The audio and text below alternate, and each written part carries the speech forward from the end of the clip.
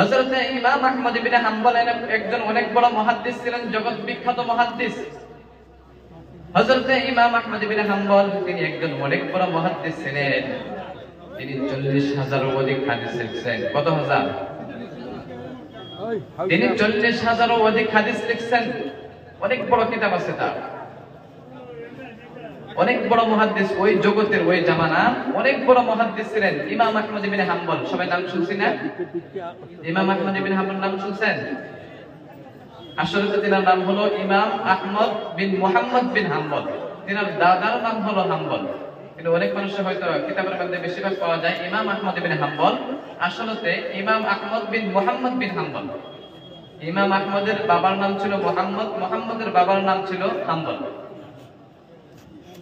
হয়তো আমরা এখন আহমদ ইবনে হাম্বলের কথা বলছি। আহমদ ইবনে হাম্বল নামটা মনে রাখবেন। অনেক বড় একজন মুহাদ্দিস ছিলেন, জগৎ বিখ্যাত মুহাদ্দিস, ওই জগতের বড় মুহাদ্দিস ছিলেন হযরত ইমাম আহমদ ইবনে হাম্বল।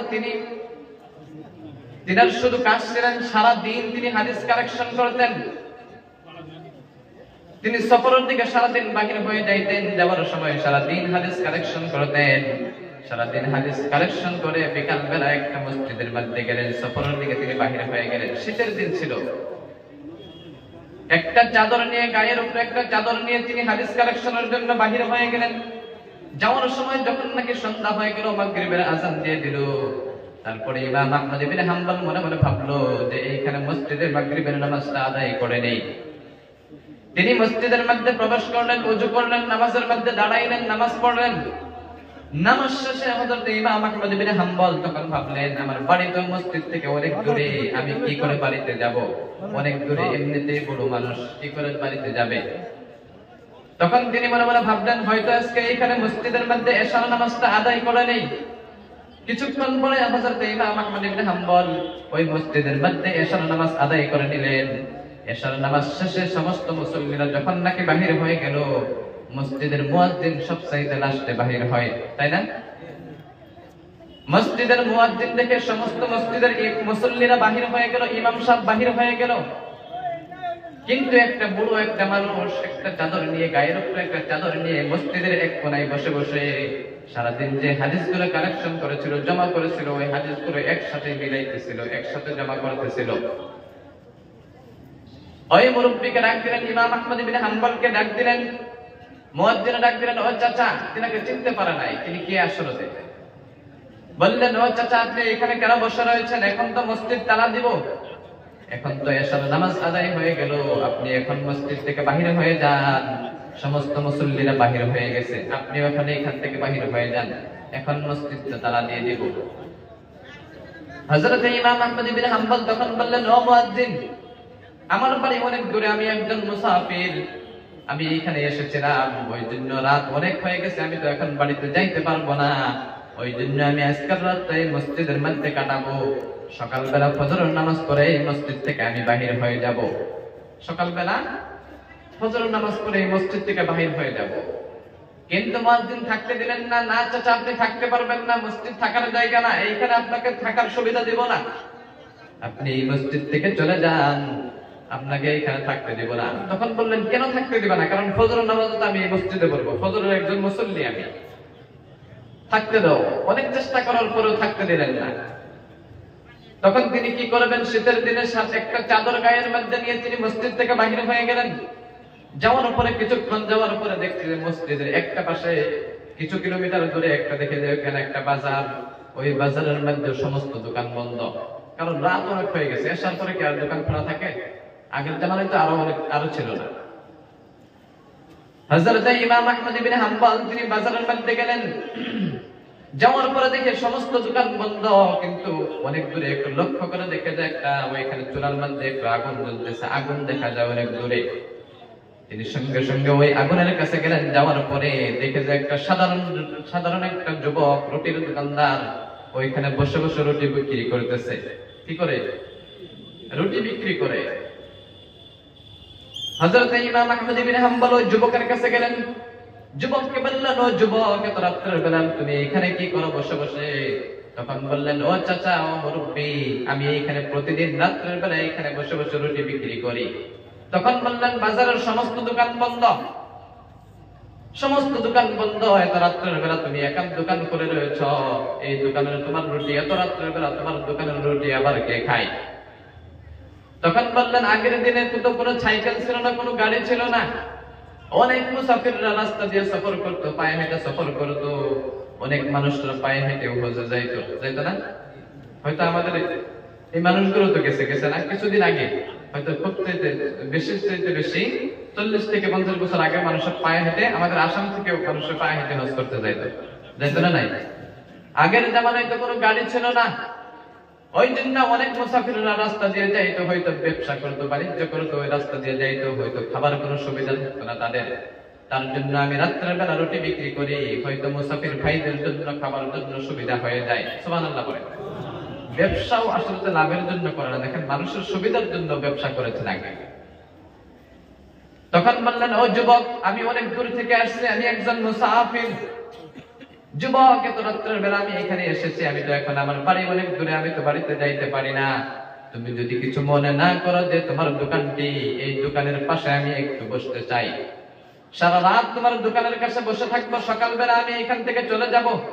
তুমি যদি কিছু মনে না করো, এই তোমার চুলার কাছে একটু বসতে চাই, আমি তো অনেক বড় মানুষ, অনেক শীতের রাত ছিল, অনেক ঠান্ডা ছিল, এখানে কি তোমার কোনো আপত্তি আছে? এখানে বসবো? যুবক বললেন, না চাচা, আপনি বসতে পারেন, কিসের আবার আপত্তি, আপনি বসেন, হয়তো আমি একা একা আছি, পুরো রাতটা আপনার সাথে কথা বলবো আর কাটিয়ে দিব, সকালবেলা আপনি আপনার কাজে চলে যাবেন। তখন হযরত ইমাম আহমদ ইবনে হাম্বল ওই যুবকের কাছে বসলেন। বসার পরে অনেকক্ষণ থেকে ওই যুবকের দিকে লক্ষ্য করে হযরত ইমাম আহমদ ইবনে হাম্বল ওই যুবকের যে দোকানদারটা, সাধারণ রুটির দোকানদার, ওই রুটির দোকানদারের দিকে ভালো করে লক্ষ্য করে দেখে, ওই যুবক যখন রুটি বানায়, রুটি বানানোর আগে আটা গোলা দরকার আছে না নাই? আটা গুলে না? আটা যখন গুলে ওই যুবক পরে আস্তাগফিরুল্লাহ, ওই আটাগুলো গুলার পরে যখন ওই আটা দিয়ে রুটি বানায়, পরে আস্তাগফিরুল্লাহ, আটাগুলো যখন নাকি রুটি বানায়, রুটি যখন তাওয়ার উপরে রাখে, পরে আস্তাগফিরুল্লাহ, সুবহানাল্লাহ পড়ে। কিছুক্ষণ পরে কাস্টমার আছে, কাস্টমারের হাতে যখন রুটি দেয়, পরে আস্তাগফিরুল্লাহ, কাস্টমারের হাত থেকে টাকা নেয়, পরে আস্তাগফিরুল্লাহ, টাকাগুলো ক্যাশ বাক্সের ভিতরে রাখে, পরে আস্তাগফিরুল্লাহ। তখন যুবককে ইমাম আহমদ ইবনে হাম্বল ডাক দিলেন, ও যুবক, তুমি তোমার অনেকক্ষণ থেকে দেখতেছি তুমি রুটি কাস্টমারের কাছে রুটি বিক্রি করো, পরে আস্তাগফিরুল্লাহ, রুটি যখন নাকি ভাজা শুরু করো, পরে আস্তাগফিরুল্লাহ, বিষয়টা কি? অনেকক্ষণ থেকে তোমাকে দেখতেছি, কারণ দুনিয়াতে অনেক আমল আছে, অনেক তাসবিহ আছে, অনেক তাহলিল আছে, অনেক দোয়া আছে, ওইগুলো পড়লা না, শুধু আস্তাগফিরুল্লাহ অনেকক্ষণ থেকে তুমি কেন বলতেছো? আসলে আপনারা জিজ্ঞেস করতেন না, শুধু আস্তাগফিরুল্লাহ পড়ে। যুবক তখন বললেন, চাচা, এই আস্তাগফিরুল্লাহ পড়ার জন্য আমি এই আস্তাগফিরুল্লাহ এর জন্য আমল করি, এই আস্তাগফিরুল্লাহ যদি আমি প্রতিদিন যদি এই রকম করে পড়তে থাকি, সব সময় আস্তাগফিরুল্লাহ পড়ার জন্য রব্বুল আলামিন আমাকে এই জামানার জগৎ বিখ্যাত আমি যে আস্তাগফিরুল্লাহ পড়ি, আস্তাগফিরুল্লাহ পড়ার জন্য আমাকে এই জগতের মুস্তাজিবুদ দাওয়া বানিয়ে দিয়েছে। বলেন সুবহানাল্লাহ। আমি একজন মুস্তাজিবুদ দাওয়া হয়ে গেছি দোয়া পড়ার জন্য, আস্তাগফিরুল্লাহ পড়ার জন্য। ইমাম আহমদ ইবনে হাম্বল তিনি অবাক হয়ে গেলেন, কি ব্যাপার, আমি তো একজন অনেক বড় মুহাদ্দিস, জগতের বড় মুহাদ্দিস, 40,000 অধিক হাদিস লিখলাম, আমার দোয়া আল্লাহ কবুল করে কিনা কোনো, আমি এখনো পর্যন্ত মুস্তাজিবুদ দাওয়া হইতে পারি নাই, আর তুমি তো একজন সাধারণ রুটির দোকানদার, তুমি কেমনে করে মুস্তাজিবুদ দাওয়া? এটা বিশ্বাস হবে? হয়তো অনেক মানুষের কথা বলতেছেন, হয়তো বুঝে নাই মুস্তাজিবুদ দাওয়া মানে, বুঝেন নাই, তাই না? মুস্তাজিবুদ দাওয়া মানে বুঝছেন কি? কে কে বুঝেন নাই একটু হাত উঠায় দেখান তো। 2-3 জনই বুঝেন না, সবাই বুঝছেন? তাহলে মাঝখান থেকে আপনাকে জিজ্ঞাসা করবো, কিন্তু মুস্তাজিবুদ দাওয়া মানে কি? মুস্তাজিবুদ দাওয়া মানে বুঝেন? যদি বুঝেন না তাহলে ইনশাআল্লাহ বলে দেব, আর যদি বুঝছেন, সবাই তো বুঝছে দেখা যায়, মাশাআল্লাহ, আপনাদের ওইদিকে সবাই বুঝে। যে বুঝেন না, যে বলতেছি তাহলে মুস্তাজিবুদ দাওয়া বানিয়ে দিয়েছে ওই সাধারণ রুটির দোকানদার। বললেন, আমি একজন মুস্তাজিবুদ দাওয়া। মুস্তাজিবুদ দাওয়া মানে হলো এরকম একজন মানুষ, আল্লাহর কাছে দোয়া করতে দেরি, কিন্তু আল্লাহ দোয়া কবুল করতে দেরি হয় না। পড়েন সুবহানাল্লাহ। দোয়া করতে দেরি, মুহূর্তের মধ্যে আল্লাহ দোয়া কবুল করে নেয়, এইরকম মানুষকে মুস্তাজিবুদ দাওয়া বলা হয়। তাহলে সাধারণ একজন রুটির দোকানদার তিনি মুস্তাজিবুদ দাওয়া কি করে হতে পারে? এটা বিশ্বাসের কথা কি? এটা হতে পারে না। তিনি তো একজন বড় মুহাদ্দিস, ওলি ছিলেন একজন, তিনার দোয়া আল্লাহ কবুল করে কিনা কোনো গ্যারান্টি নাই। আর এই সাধারণ রুটির দোকানদার তিনার দোয়া বলে আল্লাহ কবুল করেনি, এটা তো বিশ্বাসের কখনো প্রশ্নই আসে না। আসে কি? আসে না। ওই জন্য বললেন, ওই যুবকের কথা শুনে হাসলেন। তখন বললেন, যুবক তুমি কি সত্যি কি মুস্তাজিবুদ দাওয়া? তখন বললেন, যুবক বললেন, নাআম আনা মুস্তাজিবুদ দাওয়া, হ্যাঁ আমি সত্যি করে আমি একজন মুস্তাজিবুদ দাওয়া। আমি আল্লাহর কাছে জীবনে যত দোয়া করেছি সমস্ত দোয়া আল্লাহ কবুল করে নিয়েছে, বলেন সুবহানাল্লাহ। কিন্তু রব্বুল আলামিনের কাছে যত দোয়া করেছে সমস্ত দোয়া কবুল করেছে, কিন্তু একটা দোয়া কবুল করে নাই। কি দোয়া কবুল করে নাই? কয়টা দোয়া? একটা দোয়া রব্বুল আলামিন আমার একটা দোয়া কবুল করে নাই। হযরত ইমাম আহমদ ইবনে হাম্বল ওই কথা শুনে আরো আগ্রহী হয়ে গেলেন কথা শোনার জন্য। কি আশ্চর্য ব্যাপার, তুমি একজন মুস্তাজিবুদ দাওয়া, তোমার দোয়া আল্লাহ সব দোয়া আল্লাহ কবুল করে, কিন্তু একটা দোয়া কবুল করে নাই, সেই দোয়াটা আবার কি? তেনার কিন্তু আসলে বিশ্বাস হয় নাই তিনি যে একজন মুস্তাজিবুদ দাওয়া। কারণ মুস্তাজিবুদ দাওয়া যখনই দোয়া করে আল্লাহ সমস্ত দোয়া আল্লাহ কবুল করে নেয়, কিন্তু তোমার একটা দোয়া কবুল করে না, তুমি কি করে মুস্তাজিবুদ দাওয়া? যুবককে বলেন, ও যুবক তুমি আল্লাহর কাছে কি দোয়া করেছ? যুবক বললেন, আমি আল্লাহর কাছে প্রতিদিন আল্লাহর কাছে দোয়া করেছি। এই জগতের একজন অনেক বড় মুহাদ্দিস যার নাম হলো হযরত ইমাম আহমদ ইবনে হাম্বল।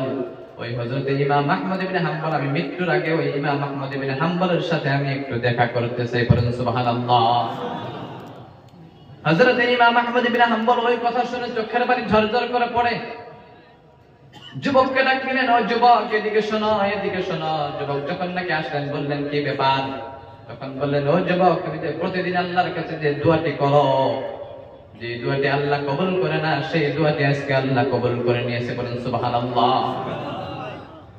সঙ্গে সঙ্গে হযরত ইমাম আহমদ ইবনে হাম্বল বললেন, আমি তুমি যাকে প্রতিদিন আল্লাহর কাছে চাও, দোয়ার মধ্যে চাও, ওই মানুষটাই হলাম আমি, সুবহানাল্লাহ পড়ে। সঙ্গে সঙ্গে হযরত ইমাম আহমদ ইবনে হাম্বলকে জড়িয়ে ধরে তিনার কবরের মধ্যে চুমু খাইলেন। কিসের জন্য ভাই জানেন?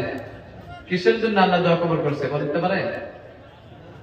শুধু আস্তাগফার পড়তো সব সময়। আস্তাগফারটা আল্লাহর কাছে এত প্রিয়, এই দোয়াটা পড়ার জন্য দোয়া করতে দেরি মুহূর্তের মধ্যে আল্লাহ দোয়া কবুল করে নেয়, সুবহানাল্লাহ পড়ে।